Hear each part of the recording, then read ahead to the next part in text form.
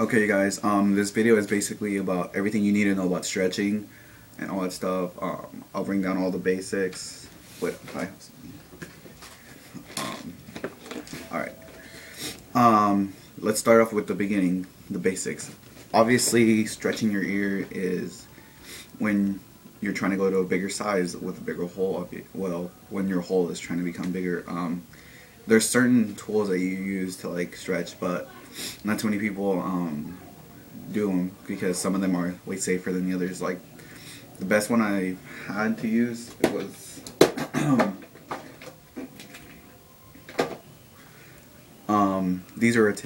this is a taper. Pretty much it's small at one end and it gradually gets bigger. When you're first stretching, you shouldn't like get big ones like this automatically because you're skipping sizes. You should get I don't know, sizes even smaller than sizes. What up? Fucking iPod. Sizes even smaller than this. This is a 10. I think. Yeah, it's a 10. So you need to get a smaller one than that. There's smaller ones that are provided because the regular ear piercing is or 20 gauge or 18 gauge. It doesn't really matter. Whatever you start, you need to go. It goes by twos, so it's like 20, 18, 16, and so on and all that stuff. You just need to keep going on until you hit till 00. From 0 to 00, it's a difference, but after 00, it starts becoming fractions. No, it's like no longer a gauge. And that's another thing. People refer to stretching your ears as gauging your ears or gauges or some sort of that nature, but technically that's wrong because a gauge is only a size from the 20 gauge up to the 00 gauge. So once that happens, it only becomes in increments of inches, like 7/16 of an inch, half an inch, and so on. So all of that becomes technically wrong if you use the term gauges. So I'm saying that because people will highly curse at you and all that stuff for rude remarks for using the term gauges. Never had it happen to me, but I've witnessed a couple people get told by it, but yeah, pretty much. Oh, when stretching your ears, you should use the following oils: jojoba oil, vitamin E oil, grapeseed oil, just because they work as a good lubricant, better than lotion, hand sanitizer, alcohol. Alcohol will kill and damage your cells that are needed to repair your ears. Will repair the healing process for your ears, but the oils that I've listed, they work good because, well, jojoba oil works the best for stretching because it's naturally found on your skin, so it's not going to be an irritant. It's going to help the healing process a bit better. The other oils are just good for as a lubricant, but another tip when stretching your ears with a taper, you shouldn't leave them in because the uneven pressure will make your ears thinner. Like, as you can tell, one side's way thicker than the other. The side that's thicker, it's just gonna start slowing down, like going down more than the other. Hence why you shouldn't wear tapers. When stretching with tapers, you need to get a taper that's the same and a plug, a single flare, no flare. It doesn't really matter. You should follow it out. So once you stretch that size, you should follow it out by the no flare, by the single no flare. What a flare is,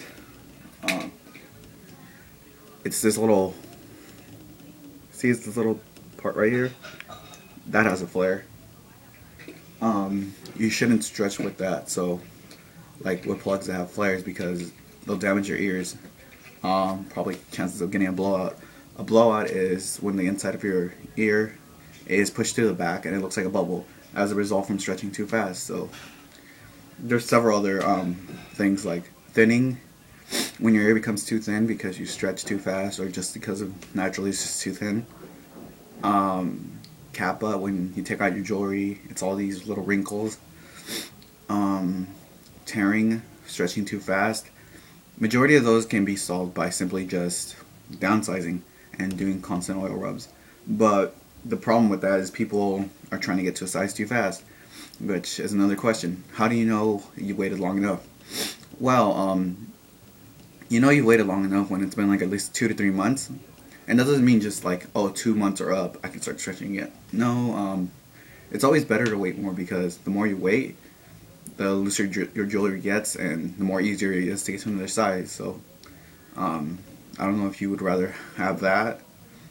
But another tip that people don't know, stretching your ears shouldn't hurt. If it's hurting, you're doing it wrong, because you haven't waited long enough. You haven't, pretty much, yeah, you just haven't waited long enough.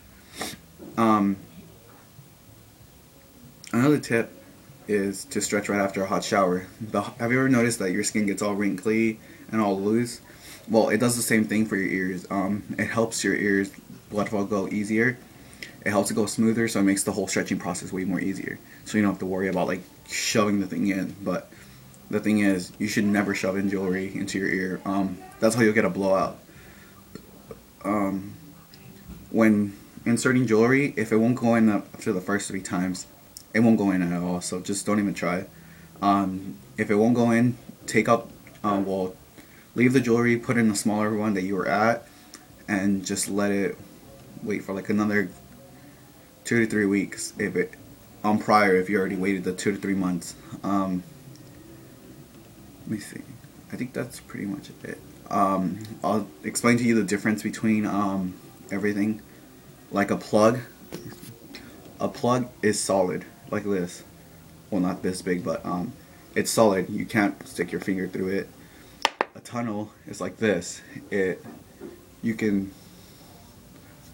pretty much put your hand through it, so, or your fingers or whatever you're trying to put through it. But and the term gauges is something referenced to a car part. So I'm just saying this. I don't really care if you call them gauges or not, honestly, unless you're being an asshole talking shit. So then that's when I'll refer to you as you're a jackass, because you don't know the proper term. But if it's someone that's barely stretching, I don't care. Like, they can call them whatever they want. I've had people call them spacers, expanders. I don't even know, like, some other terms. Just like stay for the term that the hole is expanding or like stretching or whatever. But pretty much, I think that's it. Let me see if I missed something. Oh yeah, never stretch with silicone. Silicone is this squishy material that what people think is easier to stretch with, but will bond to your ears. It's not good. They pretty much fold it, and then it expands. The thing about that is that it'll tear your ear way more. Your ear will bond to it, and it'll be harder to get out unless you're using surgery. So here's a list of materials you should use for stretching or for the healing process. Use steel, Pyrex, titanium, glass, and I'll direct you guys to a place that sells glass jewelry, because it's way better to heal your ears, because they're not porous. Porous means that they don't have any pores, so none of your ears, cuts, or all that stuff like could get sucked into the pores. So that's pretty much what it helps. Here's another thing. You guys shouldn't stretch with organics like wood. I don't know if you guys can tell, but this is wood. Wood, bone, horn, stone. It's all porous. You shouldn't stretch with it. If you stretch with it, chances are your ears will bond to the thing. And I'm not just saying that just to scare you guys, but honestly, if you have like a little cut, switch to steel. It's what do you call it? Yeah, chances are steel is gonna make your ears smell, but that's if you don't clean them every day. And that's another thing. You need to clean them 2 to 3 times a day, just like any other hygiene. Like any other hygiene, you need to do 2 to 3 days. Or else they start building up, because what the smell is, it's rotting flesh, your dead skin cells, and pretty much, yeah, it's not anything good you want to smell. But just clean your ears every day. You shouldn't have a problem with the smell. Once you waited a good month at a size, you can switch to organics, because they retain heat for the winter, so that's pretty good. They just look really good. I don't know. I haven't worn this in forever, so I don't even know. They retain heat. They reduce the smell. It's just like, it's a pretty good thing, but just don't stretch in the winter. It's way harder to maintain your ears like healthy and stuff like that. Just also, if like you're in the winter, you're stretching and you have to use a material like steel, it'll freeze your ears. Like, it'll hurt. That's why I'm saying, like, don't stretch in the winter, because you can't just switch to wood automatically, because then you're pretty much screwed right there too. So just wait till the summertime, stretch in the summer. It's way more easier, less of a hassle, less of a chance you'll get a micro tear, which a micro tear is when a small cut in the inside of your ear is just really small, and then from like how cold it is, it's just like building pressure because it has to stay at that size open, and it's just gonna tear that cut more and more and more. I've had it happen to a couple of my friends. It sucks, but yeah, the best thing to do is wear organics, like wood, bone, all that sort.